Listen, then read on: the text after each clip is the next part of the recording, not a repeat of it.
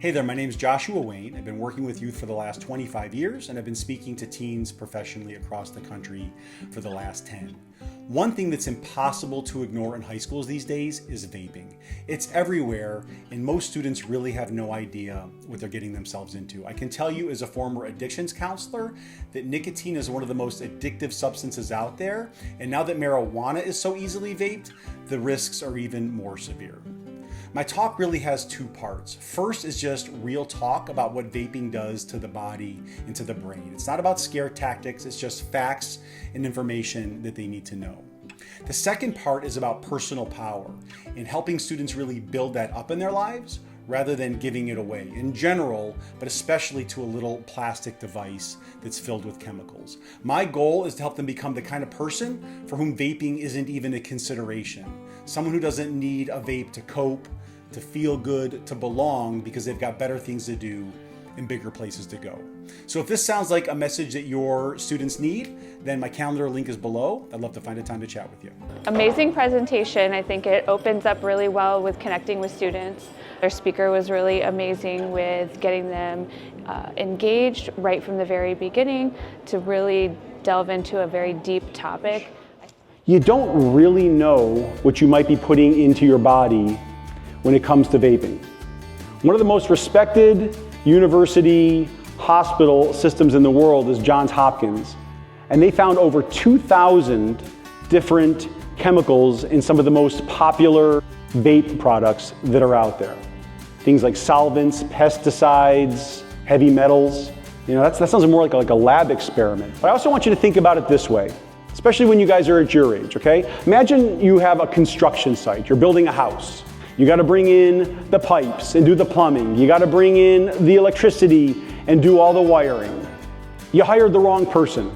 You hired a plumber to do the wiring and an electrician to do the plumbing, and everything got all tangled and mixed up. So you go to turn the light switch on and the toilet flushes. That's kind of what happens when your brain gets exposed to nicotine over and over and over again. So right now you guys are a construction site. The real life equivalent to the wiring is your ability to make good decisions, your ability to regulate your emotions, your ability to focus and concentrate. But here's the good news. Each and every one of you also has a superpower. Now, when I say that, I don't mean like shooting lasers out of your eyeballs or something like that. I mean it in a much more practical way. Like, your superpower is how you show up when you feel good about yourself. It's how your unique skills and talents and abilities and intelligence shows up when you feel confident, when you have a sense about what direction you want to be going with your life. So really the question is, what will you give your power to? Because you're going to give it to something. You're going to invest your power, your energy, your time, your attention into something. And it's either going to be things that build you up and build your power, make you feel good about yourself, make you feel strong, give you clarity and focus, or it's things that aren't healthy for you and make you feel more stuck or more anxious or more depressed or more confused. Because one thing I know for sure is each of you is going to have to deal with discomfort. Sometimes it's going to be simple things like constructive criticism from one of your lab leaders or your teachers. Might be some things going on at home, some things going on socially. Maybe it's just anxiety thinking about your future. But one thing that's going to happen is you're going to have to deal with discomfort. And there's a real easy tendency to want to avoid it, to run away from it, to distract, pick up your phone and just distract.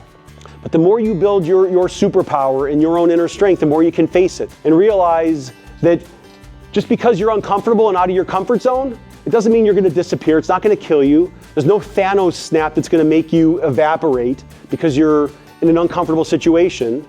It's just discomfort. And maybe it's as simple as taking a deep breath and calming your nervous system down. Because if you just take a deep breath, you know what it does for you?